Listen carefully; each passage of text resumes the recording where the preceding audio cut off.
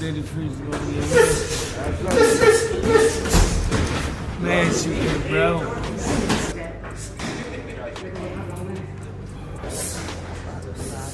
Box. No, you listen to me. That too. You listen to me. Yeah. Off the first question. 20 minutes.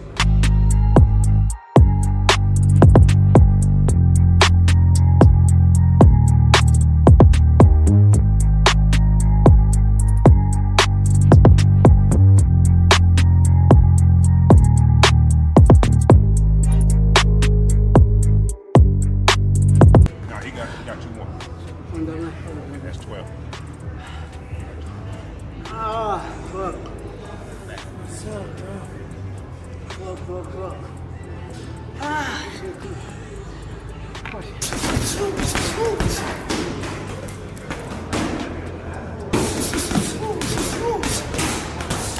Did you see the Shakur Stevenson fight? I didn't. Holy shit, man. Nope.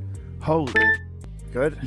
He's good. He's on another level right now, man. He's on another level. I mean, he is so smooth. And his movement, his ability to, like, punches were coming at him, and he just lets them get right there. Oh, yeah? Like just right to there. They touch him, and then bah, fires back. His accuracy, his technique, his efficiency. Yeah, I gotta watch it. Beautiful. We were watching it in between shows when I was in Colorado this weekend doing comedy, and we were watching in between shows, and I was like, God damn, he's good. He's so smooth. He's so efficient and technical. Like, everything was on point. Yeah, I'm gonna watch it for sure. It was awesome. Dude, what do you think? There's him. Yeah.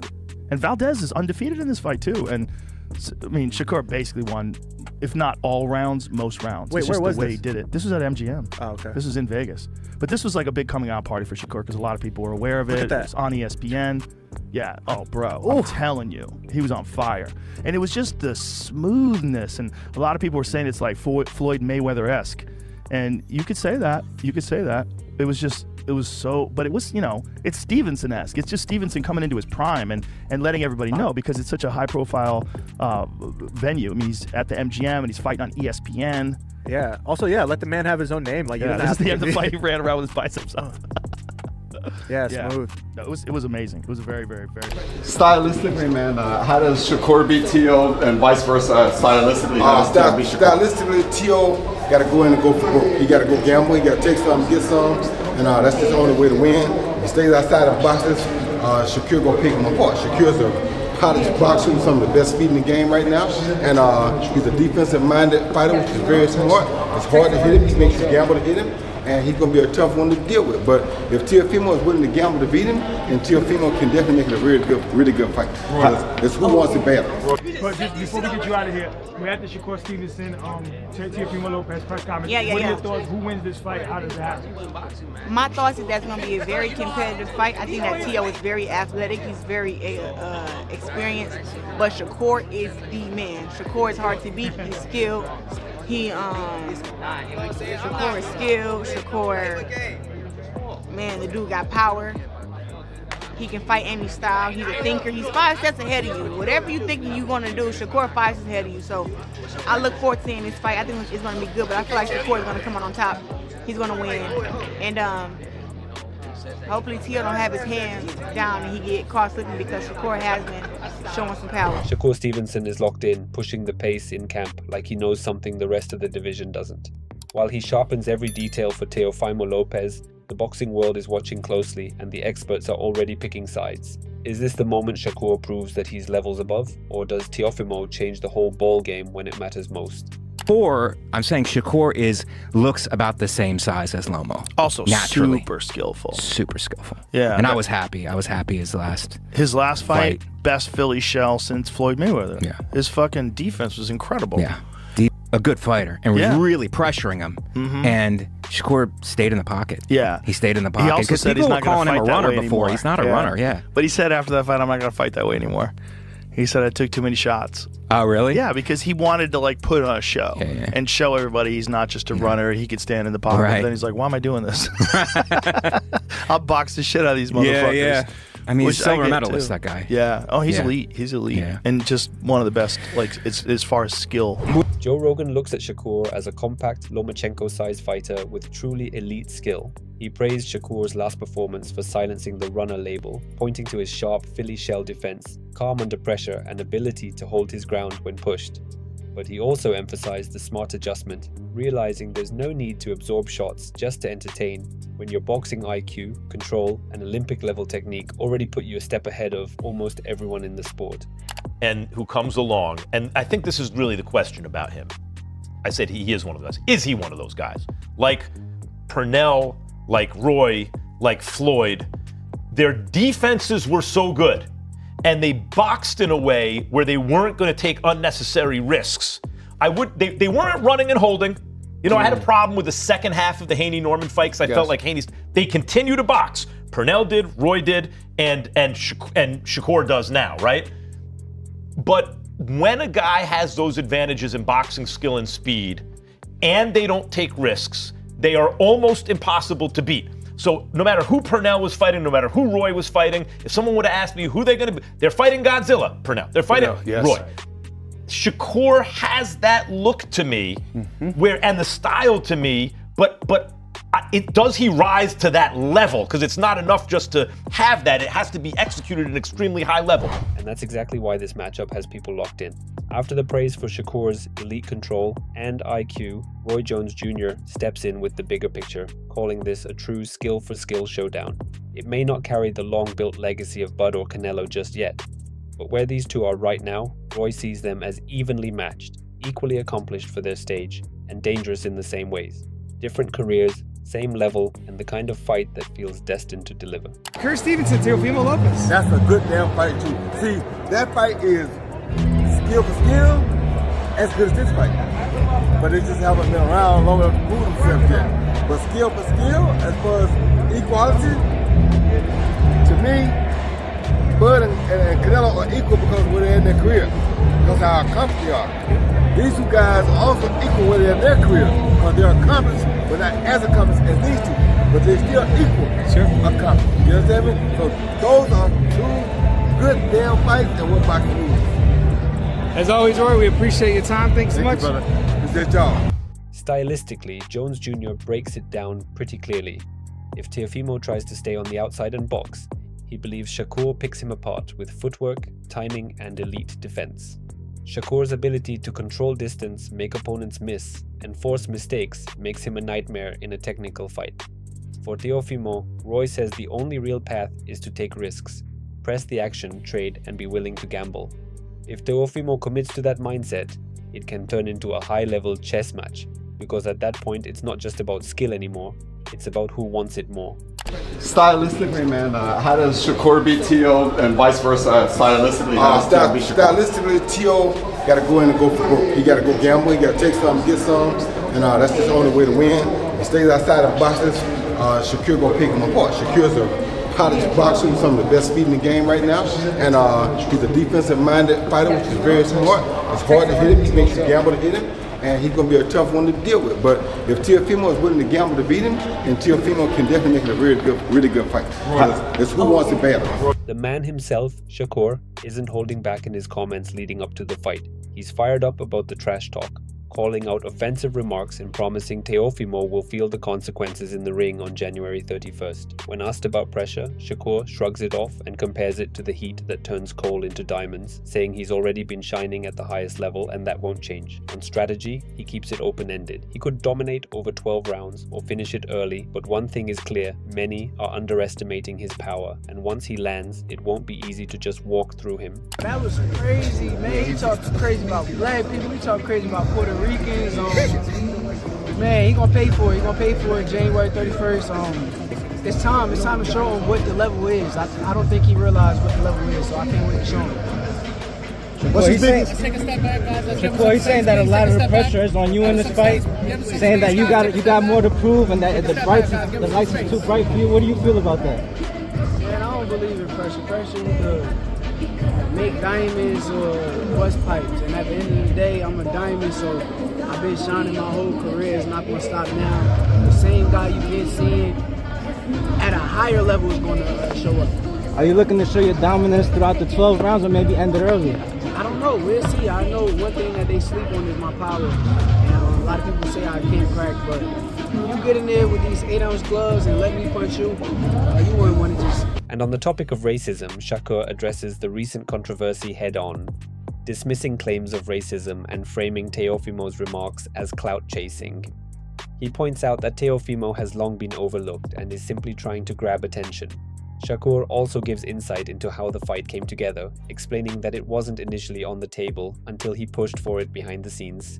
In his view, both fighters benefit from making it happen, and he respects Teofimo for ultimately saying yes, turning a long-anticipated matchup into reality. What do you feel about all the racism thing that's been coming around him in the last couple of months? Yo, I don't believe it. I don't believe it. Like, I think that T.O. is not racist. I think that he's clout chasing.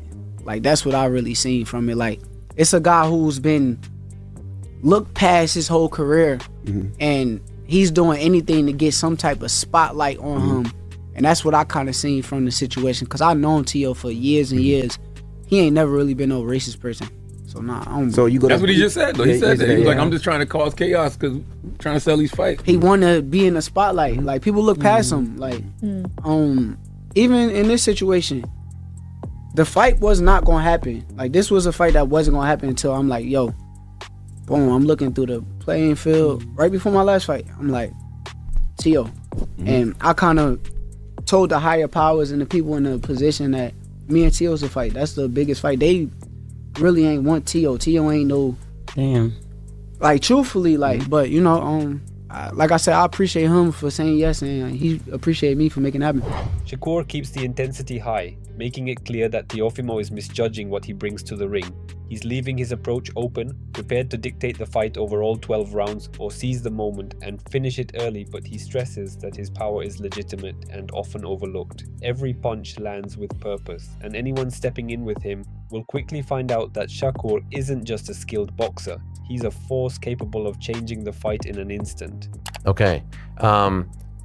As far as what this means, like if you beat Teofimo and you become 140-pound champion, do you think you'll at least try to defend that title a few times? Would you want to go back down? I know you said it's not so much about Teofimo or anything, it's just about getting that fourth title. What do you think this win will do for you in the trajectory of your career? I don't know. I don't know what I'm gonna do after. I can't really tell you. I don't know. We got to see where. What's on the chessboard? What's on the chessboard? That's a move that will make the best move. So I have no clue. But far as after this, I know that I'm gonna be one of the best in the sport. Do you feel like this is the fight that finally gives you the respect that you're looking for? Yeah, and especially in the fashion that I'm looking to dominate it in. Yeah, that's where Malik Scott and Max Kellerman add another layer to the discussion. They see Teofimo as the guy who can fight with more freedom because the risk cuts both ways. Teo's already taken a loss and come back from it, so there's less fear holding him back and a lot more to gain if he pulls this off. They point out that if Teofimo can keep it competitive late, into those championship rounds, the pressure starts to shift.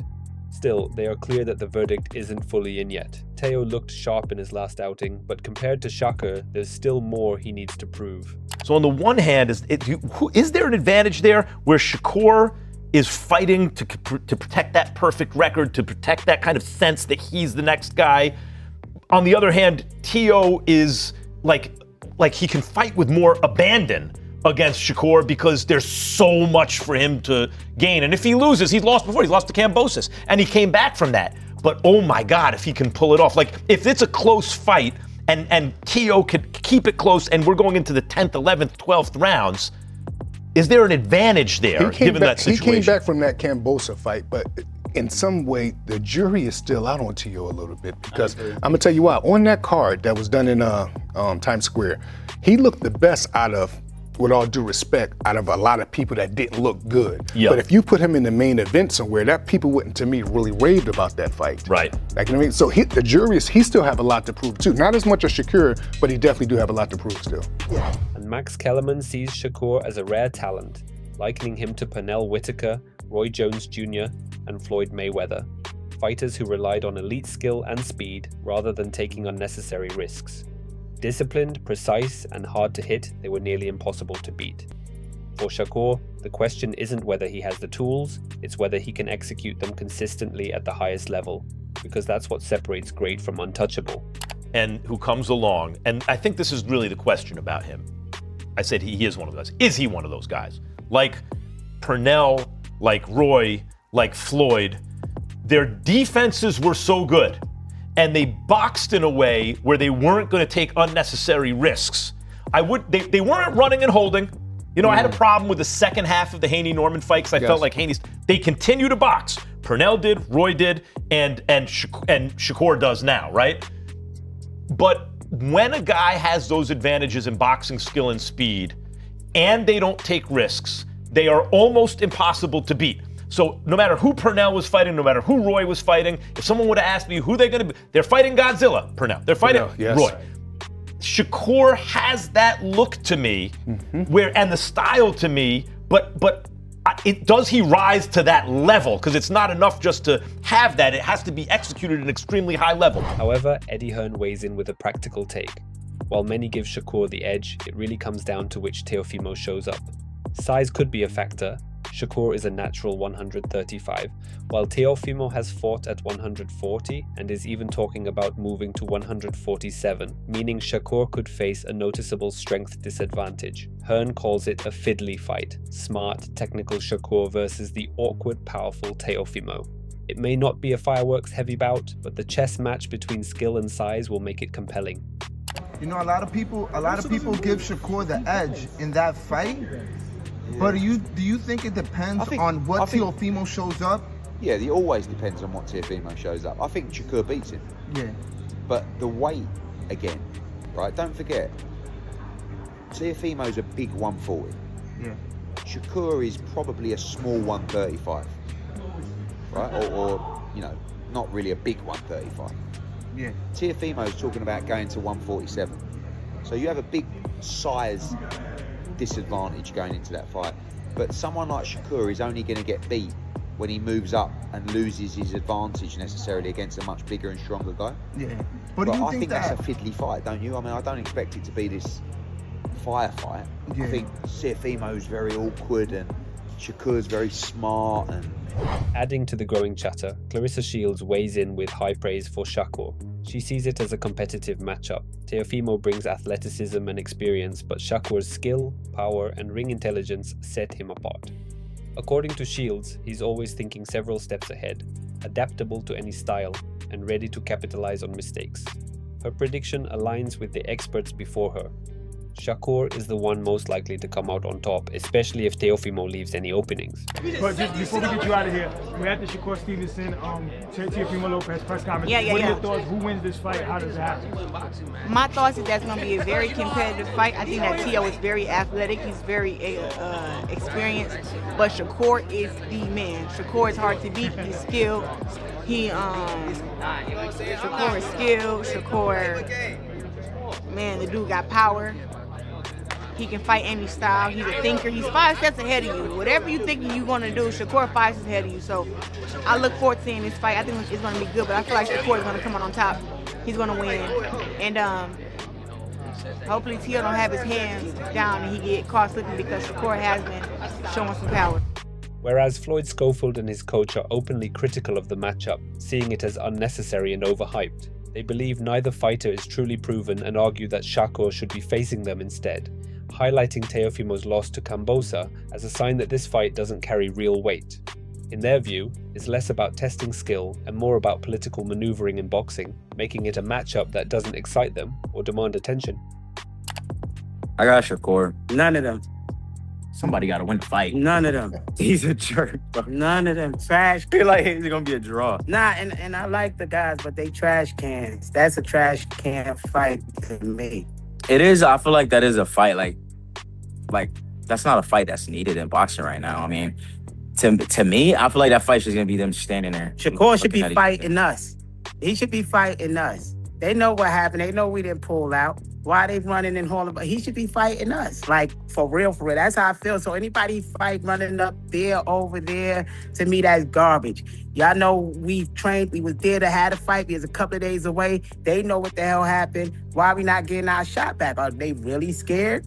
So, we not concerned with what Shakur do anymore. If he not giving us our shot, we wish him well, and he can have whatever fight he want. T.O. got beat by Cambosa.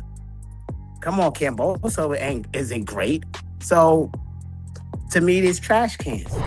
But Wade Plemons emphasizes the fierce competitive edge driving this matchup. Shakur is clearly motivated by Teofimo's claim to being the best, and that pushback is exactly what fuels top-tier fighters. Plemons notes that both men share a similar mindset, a strong, almost relentless belief in their own greatness. It's that self-confidence that propels them to the highest level, and their upcoming fight promises to settle once and for all who truly stands at the top of this weight class and possibly among the best pound for pound in the sport. Shakur feels almost slighted that Teofimo Lopez feels he's the best boxer in the world, and I love that. That's the competitive spirit I'm looking for. What Shakur's saying without saying it there is just that he's a competitor, and he doesn't like that someone else thinks they're the best in the world while he exists around or in the same weight class, which is part of the same delusion that Shakur needs. This is the same thing I talk about with all great fighters, really great athletes, is they possess a level of delusion that allows them to believe they're the best at what they do on the planet, and there is no reservations about that. Like, I agree with Shakur that Tio legitimately thinks he's the best boxer in the world and has no reservations about it. Like, no doubt in his mind. Same with Shakur, though. And that's why these fights are so crucial to have right now, because we're going to get a definitive answer. We're going to get an answer on who is the best at this weight class and potentially top 5 pound for pound in the world. So just as Shakur says that Teofimo's delusional, Shakur has that same delusion. It's what propels both of them. Moreover, Teddy Atlas starts by giving both fighters credit for stepping up to a matchup others might avoid. While it may not promise fireworks, there's no denying their skill. Both are highly talented and technically sharp. Teddy highlights Shakur's last fight against Sepa, showcasing his aggression, elusiveness, control of distance, and ability to handle close quarters action, proving he's ready for a high-level boxing battle. I want to start by just giving him credit. You know, a lot of these guys avoid certain fights. They're not avoiding them right now. You got to give them credit. A lot of people took shots at Shakur, you know, and Teofimo at certain spots. He's avoiding this guy. He's avoiding that guy. You can't take those shots at these two guys. Definitely can't now. They are stepping up, and they are taking fights that a lot of people are probably surprised they took. Now, a lot of people will say style-wise, Teddy, style-wise, is this going to be a great fight? I don't know if it will. I mean, style-wise, I could see you having a little reservations, you know, whether or not these guys will make for dynamite, they will make, you know, for electricity. I don't know if they will, but I tell you what they will make for. Two skillful fighters, two talented fighters, you know, two fighters that are at a high skill level that will compete in the sweet science. I mean, Shakur showed aggression in his last fight against Cepeda, you know, being elusive while being aggressive. You know, walking them down, fighting on the inside, you know, boxing well, still being able to counter, still being able to control space, but also be able to go into tight quarters and not be afraid to show that he's good on the inside too. So what do you think? Who has the edge in this epic matchup? Will Shakur's skill and ring IQ prevail, or can Teofimo's power and athleticism turn the tables? Drop your predictions in the comments below, and don't forget to hit that subscribe button so you never miss a breakdown, analysis, or fight update.